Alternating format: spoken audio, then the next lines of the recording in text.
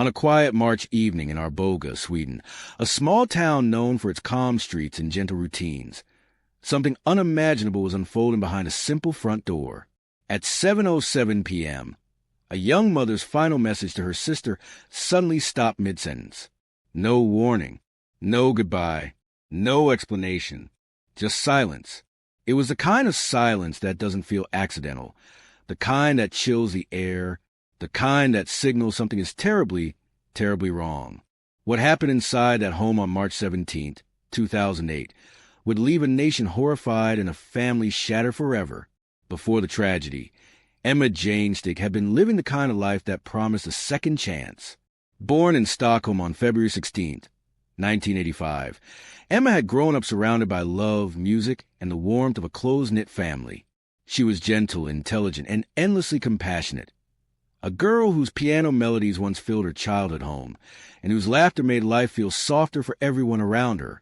Her mother was her biggest inspiration. Weekends spent at concerts, long walks through Stockholm's parks, and whispered dreams of the future shaped Emma into someone who saw beauty in the smallest things. She worked hard, loved deeply, and carried a kindness people remembered. At 19, she met Nicholas Jangestig, charismatic, warm, and everything she thought she needed at that age. Their connection was instant. They shared hopes, youth, and the thrill of building a life from scratch. When Emma became pregnant at 20, they chose love and responsibility. They chose family.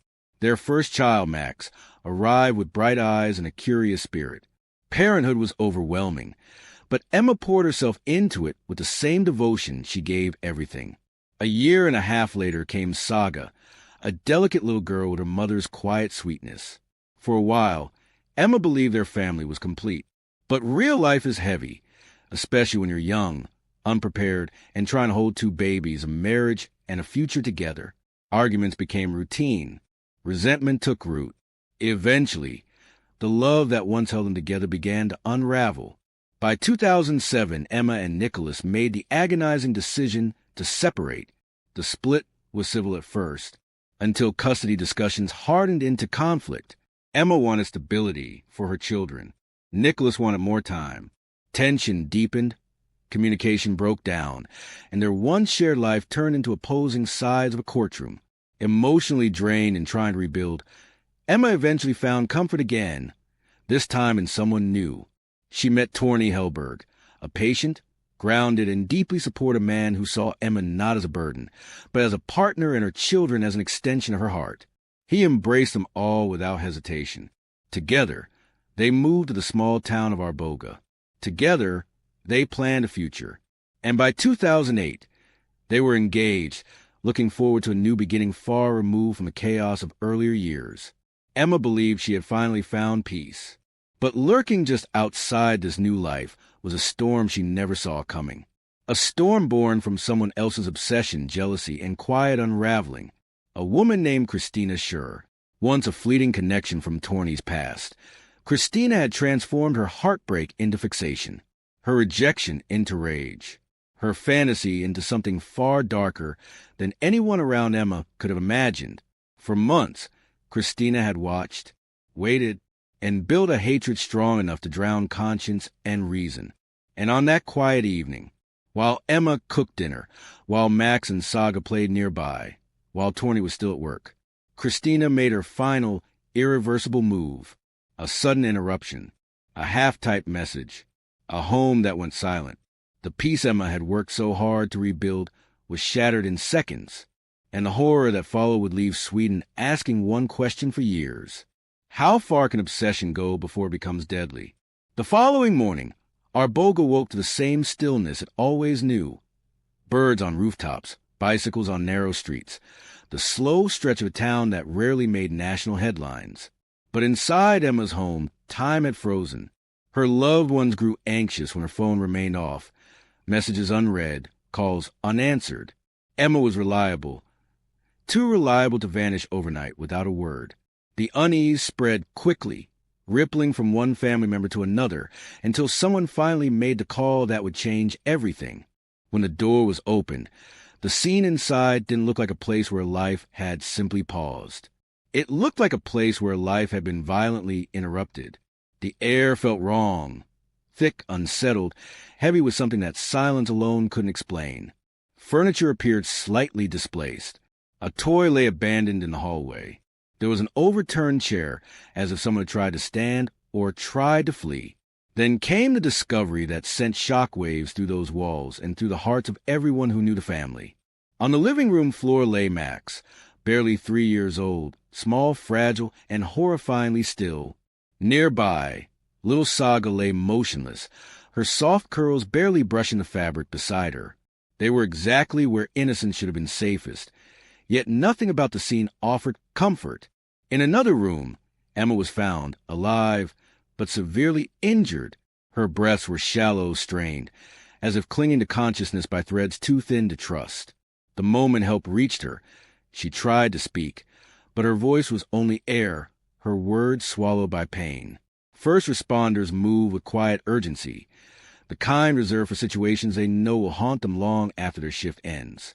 Outside, neighbors began gathering, confused by the sudden influx of emergency vehicles.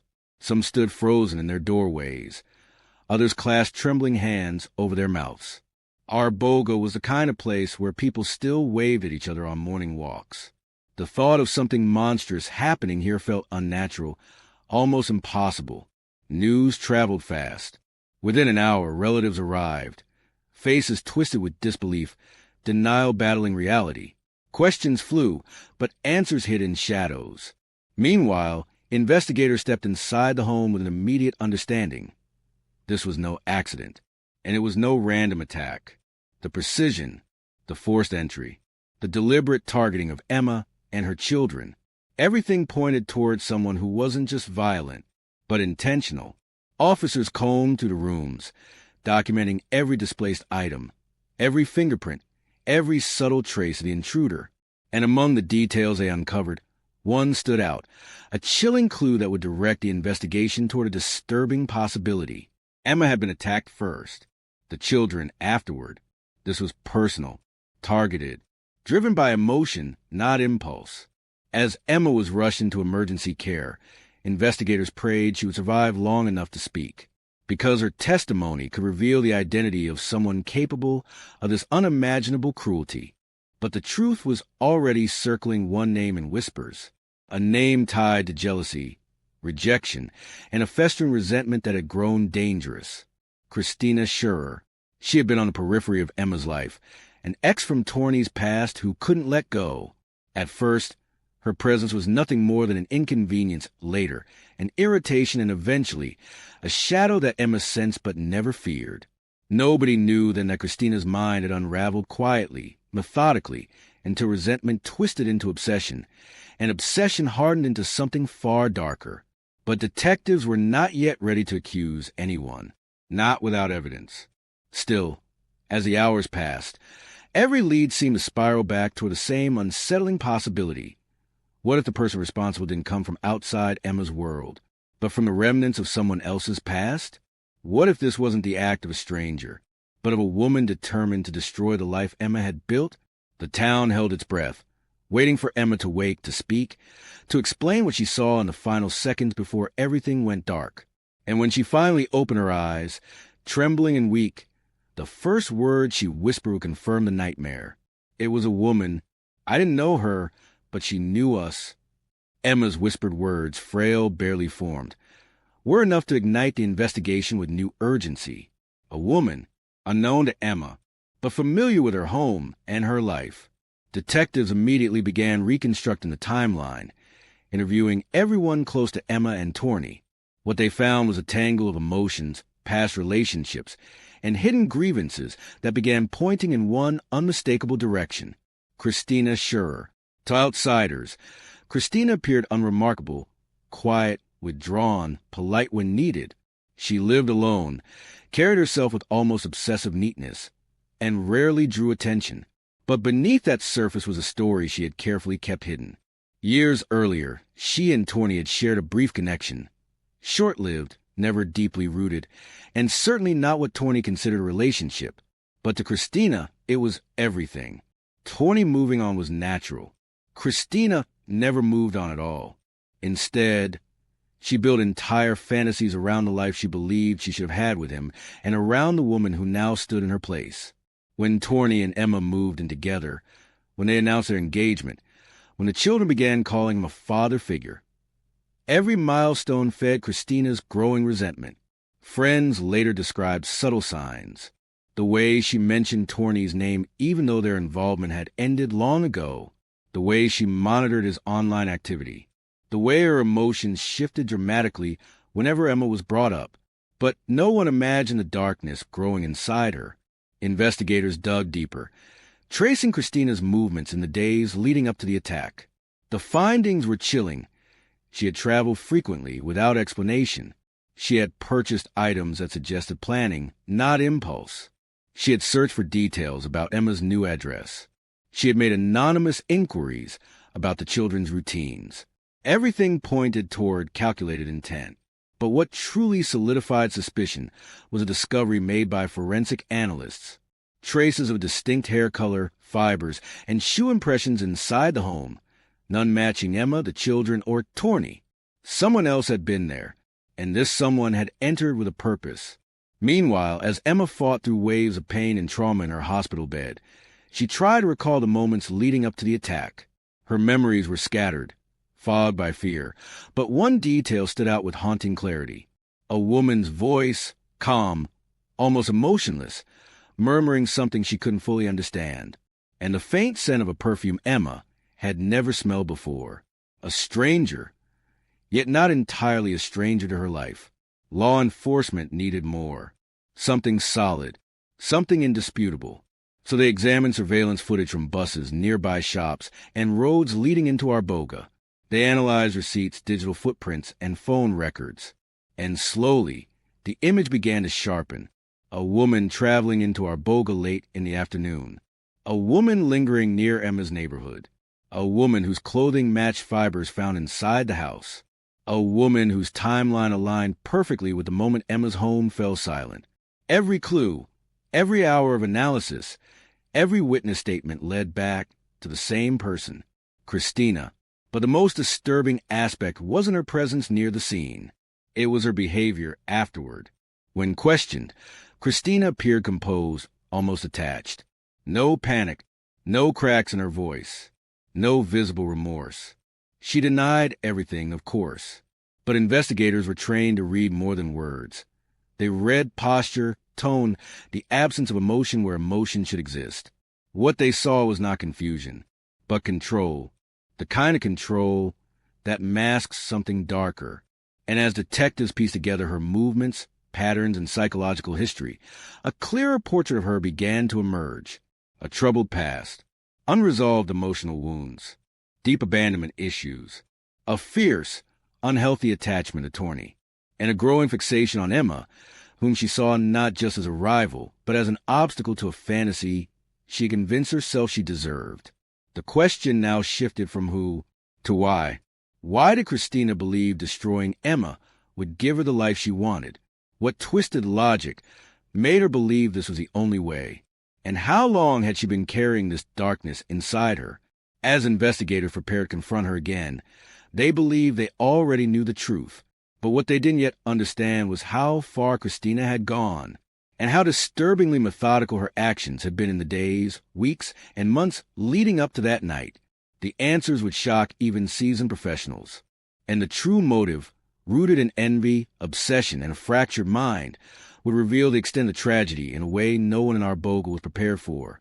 As the investigation tightened around Christina, detectives began unraveling the inner workings of a woman whose mind had slowly collapsed beneath the weight of obsession. What they discovered painted a chilling portrait. Not a momentary outburst, but of a calculated descent into darkness. Christina had never been able to accept that her connection with Torny had ended.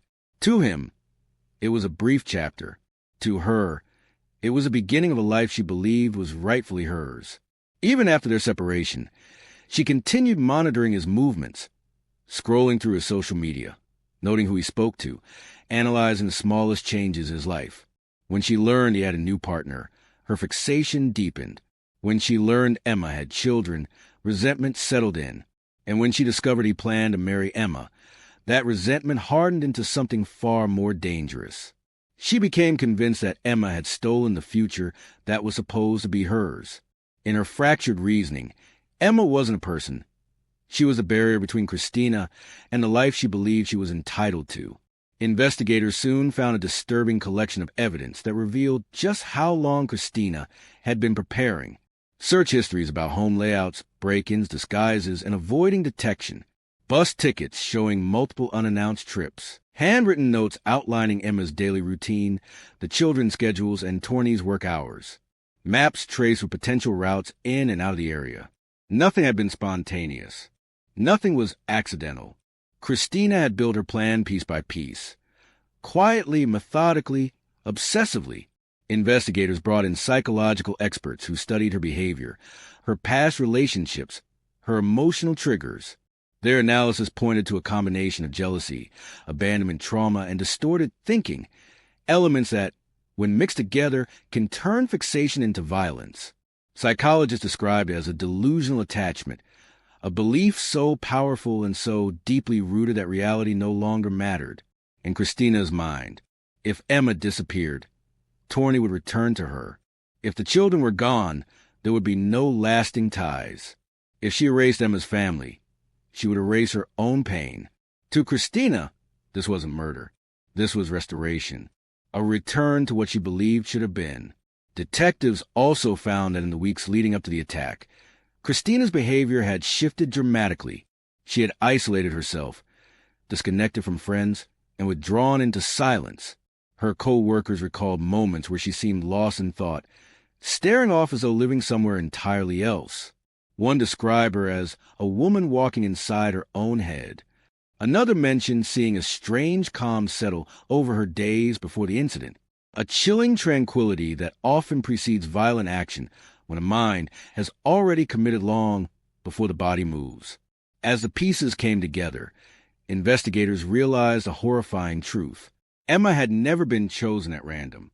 She had been hunted, not out of rage alone, but out of a cold, obsessive belief that removing her would somehow heal a loneliness Christina had never addressed.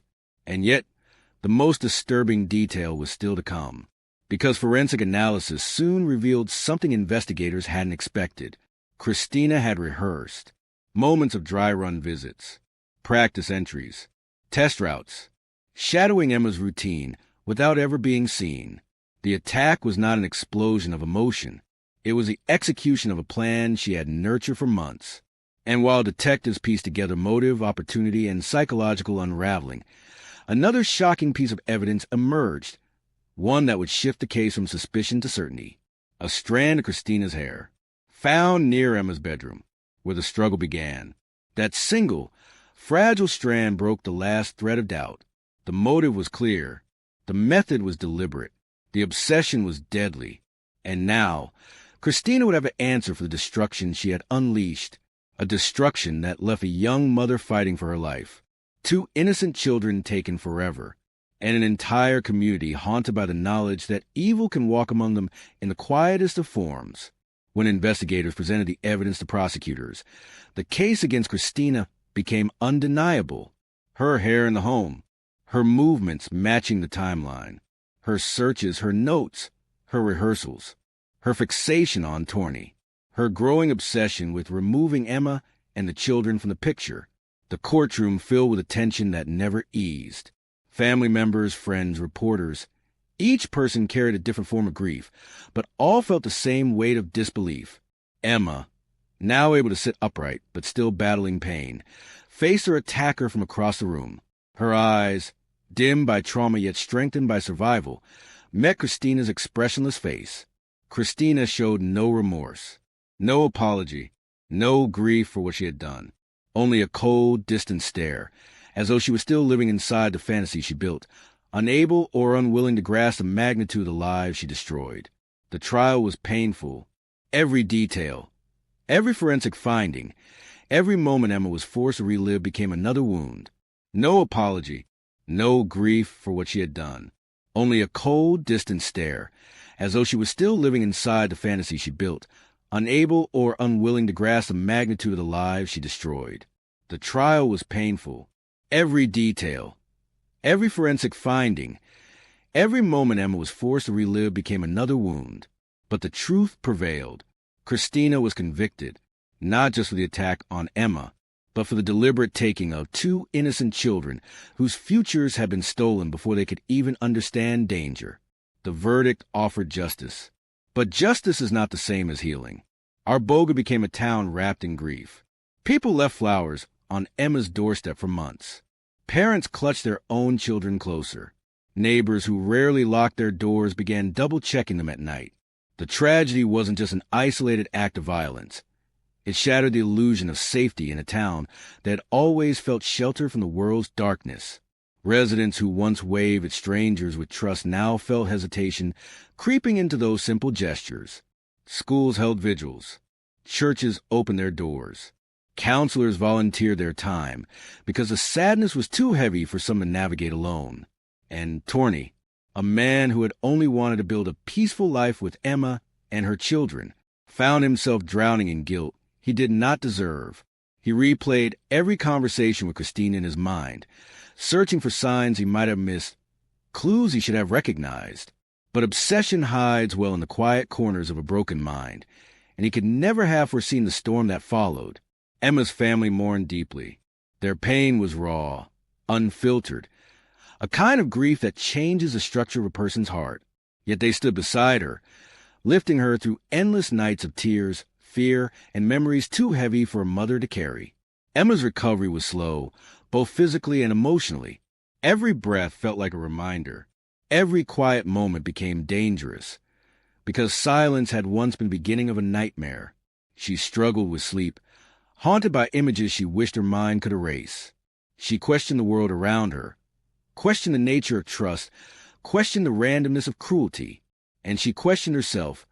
Why did she survive when her children did not? Survivors often face the heaviest guilt. Emma was no different. Therapists worked closely with her. Family protected her. Supporters wrote letters from across Sweden, reminding her that she had shown unimaginable strength. But healing is not linear. It comes in fragments, some tender, some painful. It arrives slowly and sometimes in reverse. Still, Emma lived, and in her survival, she carried a memory of Max and Saga with fierce, enduring love, even with a conviction. Some questions never found answers. Why did Christina's mind break in such a catastrophic way? Was it jealousy alone? Or something deeper, an untreated illness hidden beneath years of silence? Could anyone have intervened before it was too late? Were there signs overlooked? Or was this tragedy inevitable the moment Christina convinced herself that only destruction could soothe her pain? The case forced psychologists, investigators, and citizens alike to confront the unsettling reality that danger sometimes grows quietly, inside someone who appears calm, polite, and harmless. The tragedy became a painful reminder that obsession is not always loud. Sometimes it whispers, sometimes it waits, and sometimes it strikes without warning. Years later, the Arboga tragedy remains one of Sweden's most heartbreaking crimes.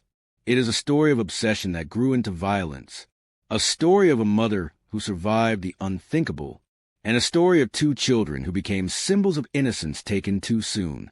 For Emma, life will never return to what it once was, but she continues forward, carrying love, memory, and resilience through a world that once showed her its darkest side. And for the rest of us, the case leaves behind a question that still lingers in the quiet hours of contemplation. How well do we truly know the people who walk through our lives? And what storms might be brewing behind their silence? If you followed the story to the end, share your thoughts, your reflections, and your theories below. And for more deep, emotional, and human-centered true crime stories, remember to subscribe and turn on notifications. Your voice helps keep these stories alive and reminds us that even in darkness, truth deserves to be heard.